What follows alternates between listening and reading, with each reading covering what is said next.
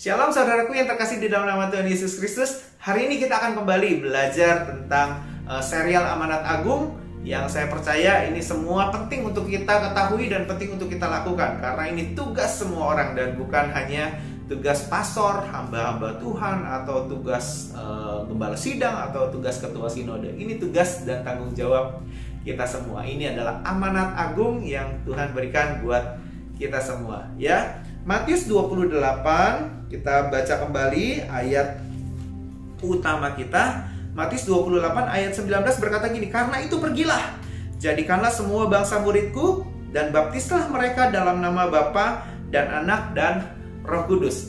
Beberapa waktu lalu kita sudah bahas tentang kata pergilah. Kita harus pergi ke tempat yang Tuhan mau dan bukan kabur menjauh dari hadapan Tuhan. Kita pergi seperti Abraham pergi, ya kan? Ke tempat yang Tuhan mau, dan bukan kabur seperti yang Yunus kerjakan. Dia kabur ke Tarsis, sedangkan Tuhan mengendaki dia ke Niniwe. Nah, saudara, hari ini kita akan belajar spesifik tentang baptislah mereka di dalam nama Bapa, Anak, dan Roh Kudus.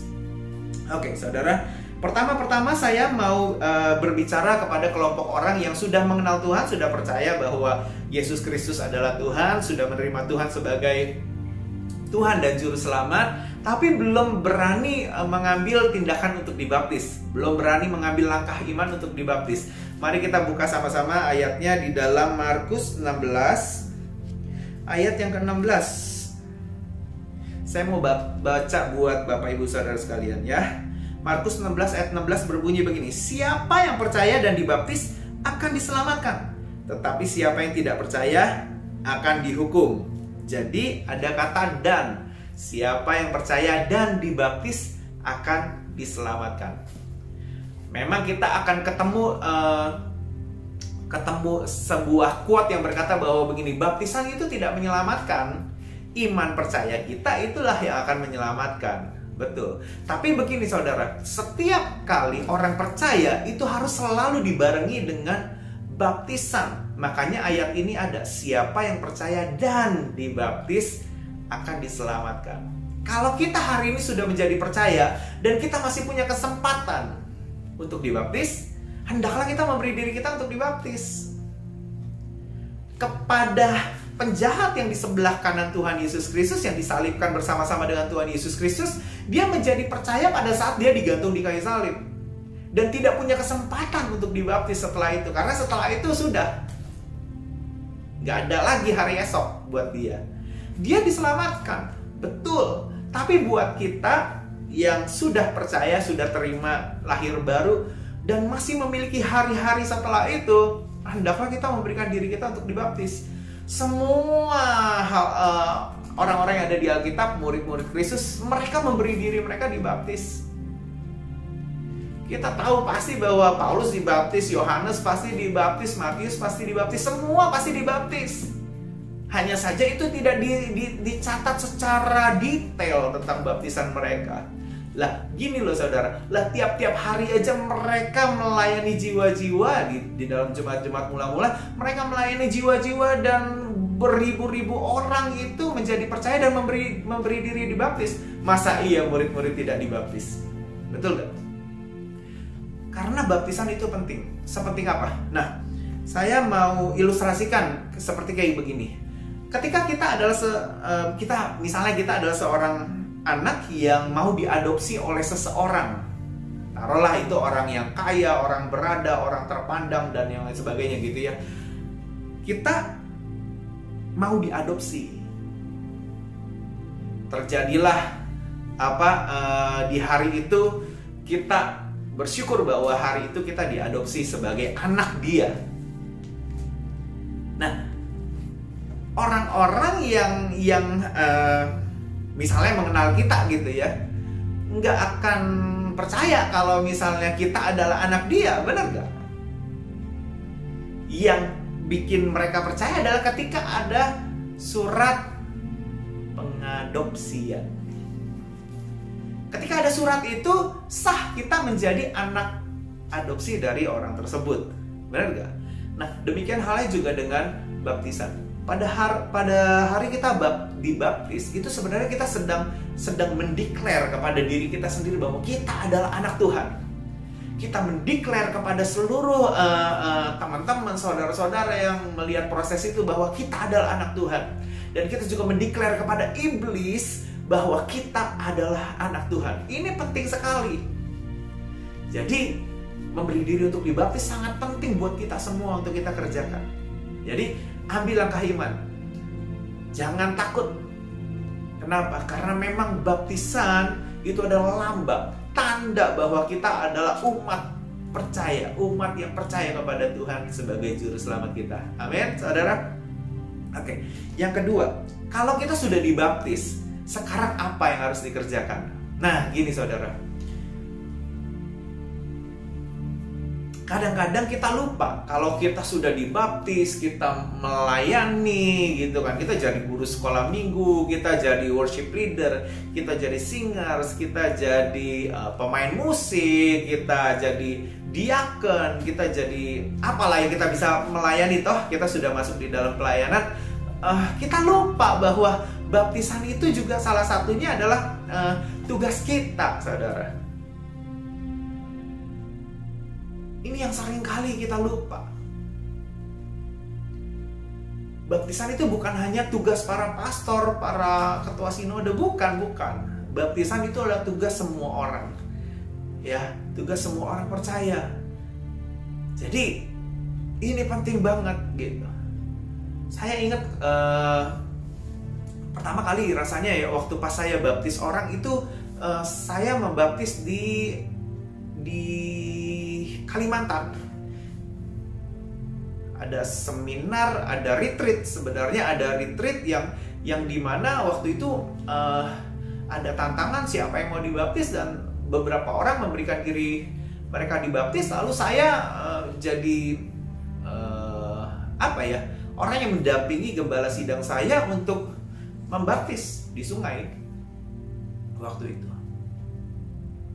Nah, waktu itu saya itu belum jadi seorang pastor, belum jadi seorang, hanya pengerja, hanya pemain musik di gereja dan ikut pelayanan kemana ke sana kemari, hati rindu untuk melayani dan lain sebagainya. Tiba-tiba gembala sidang saya ini meminta saya juga untuk mendampingi, turun ke dalam sungai dan mendampingi gitu.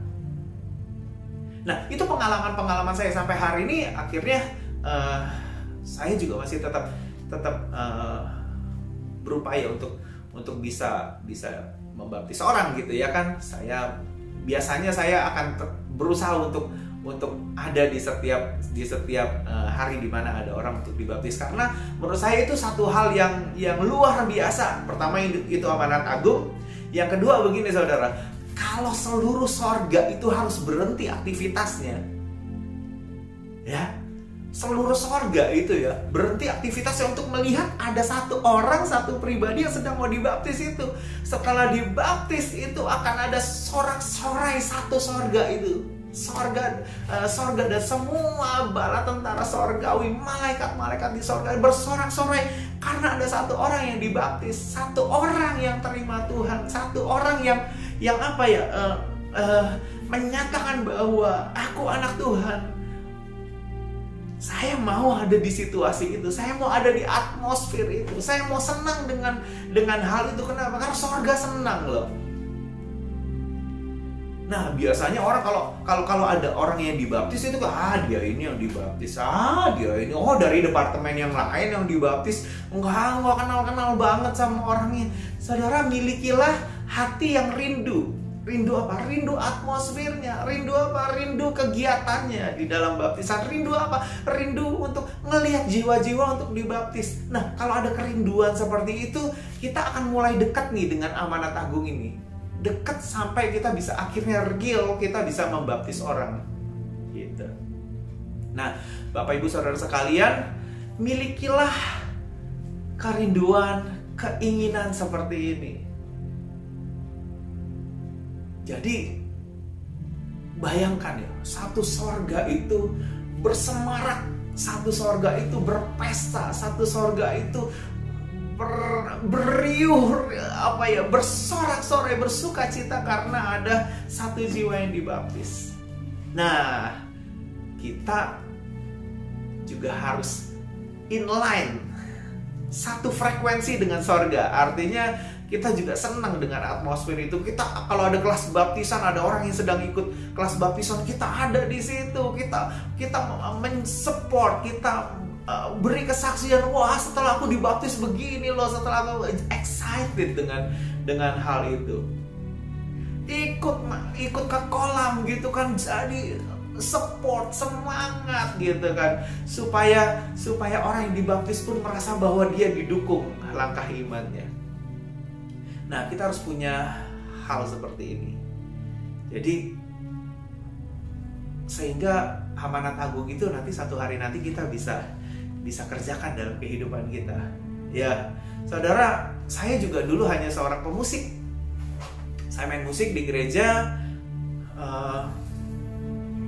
nggak pernah kepikiran juga kalau satu hari saya akan turun ke kolam dan akan membantu gembala sidang untuk membaptis beberapa jiwa waktu itu.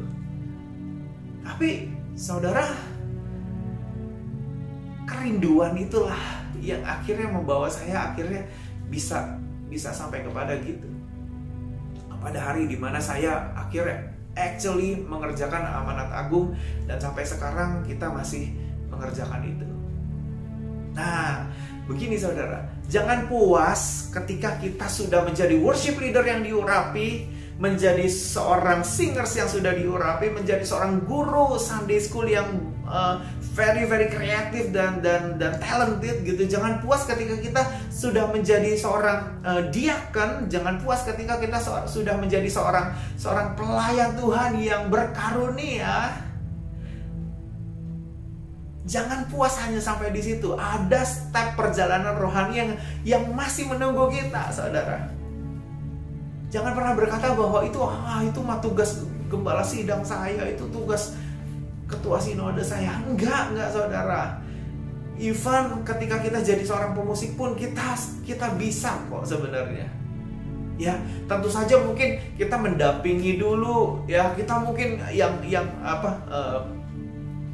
dipercaya untuk memberikan kelas baptisan dulu misalnya gitu. Memang ada jenjang-jenjang yang harus kita lewati sebelum akhirnya orang mempercayakan kita untuk membaptis mereka.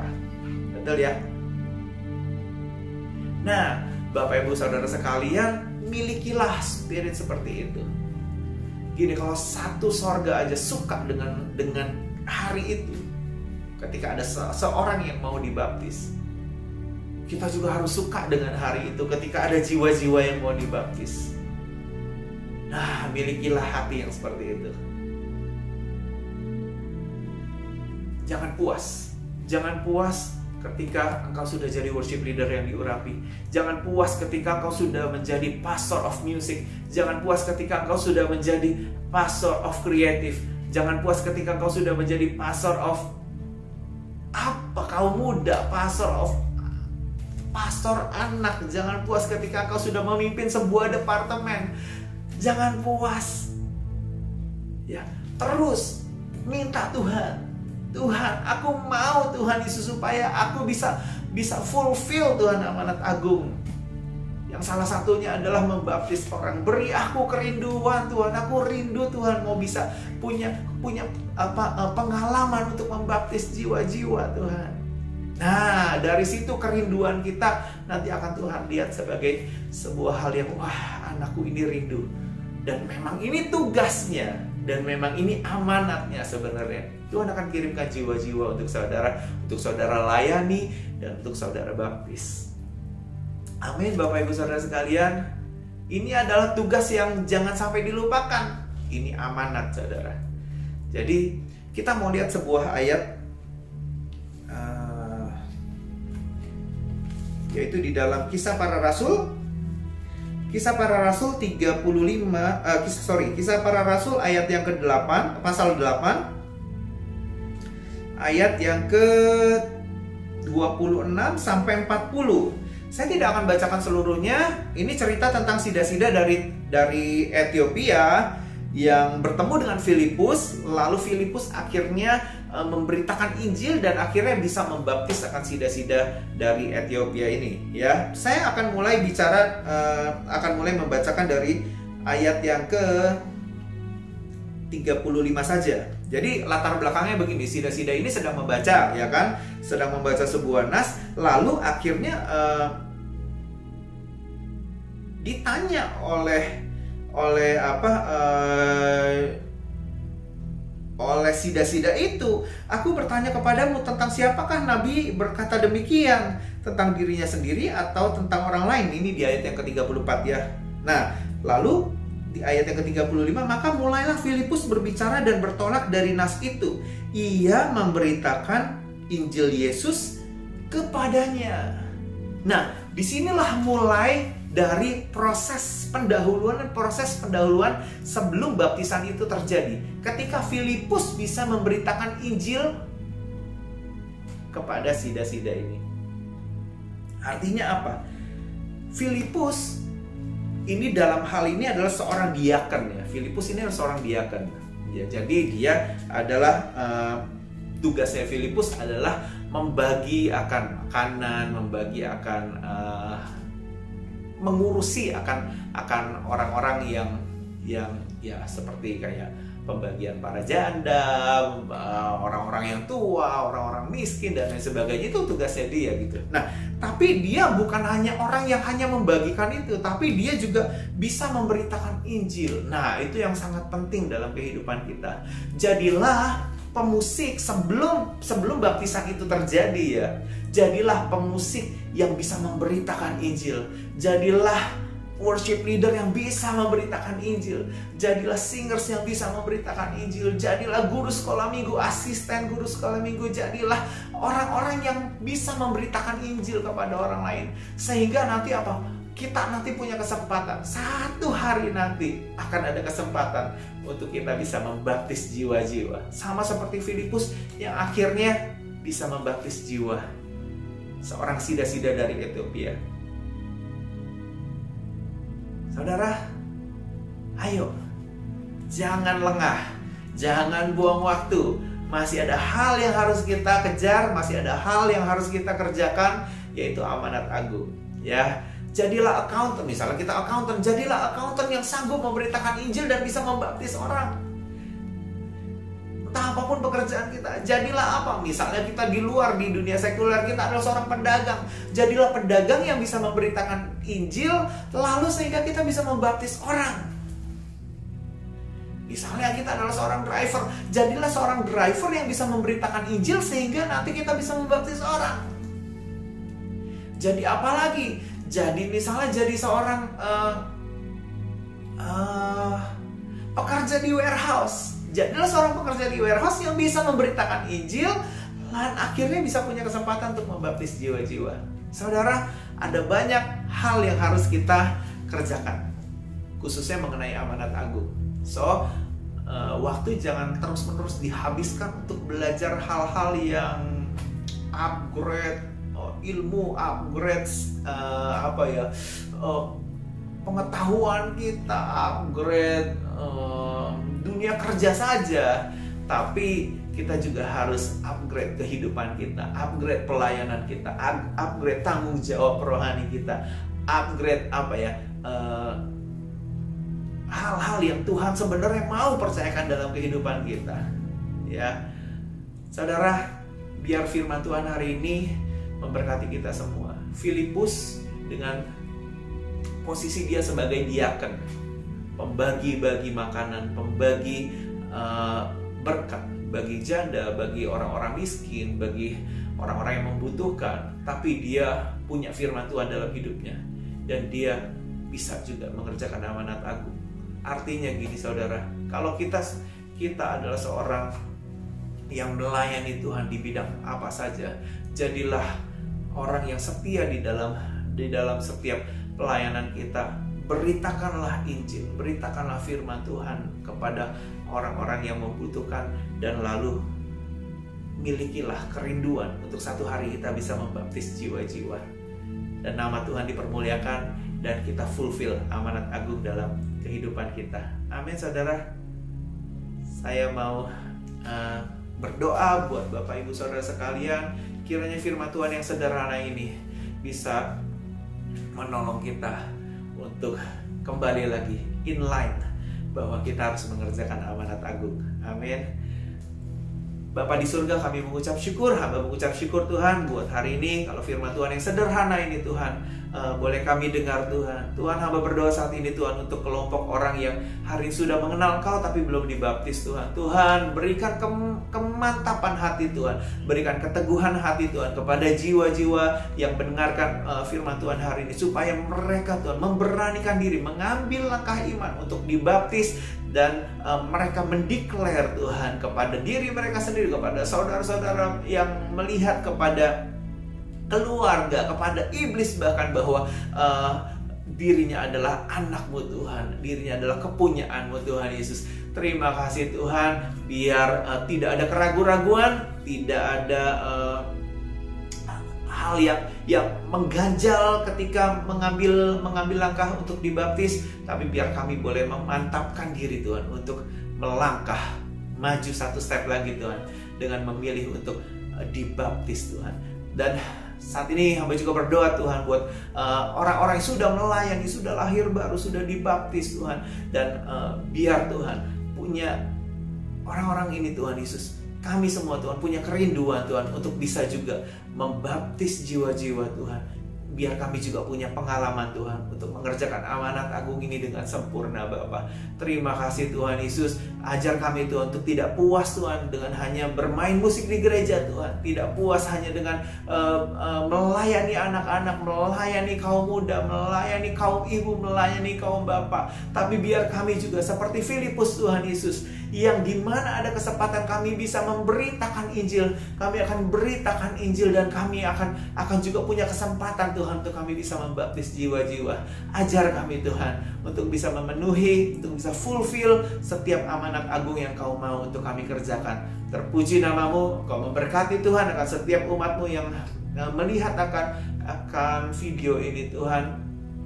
Tuhan Yesus memberkati, berkat dari Tuhan menyertai akan keluarga Bapak Ibu Saudara sekalian. Damai sejahtera yang daripada Allah Bapa, cinta kasih yang daripada Tuhan Yesus Kristus, serta persekutuan yang indah bersama dengan Roh Kudus boleh menyertai kehidupan dan keluarga saudara-saudara sekalian sampai Maranatha Tuhan Yesus boleh datang untuk menjemput kita yang kedua kalinya, dan kita boleh didapati sebagai hamba yang setia dan berkenan di dalam nama Tuhan Yesus Kristus. Mari sama-sama kita ucapkan amin. Tuhan Yesus memberkati. God bless.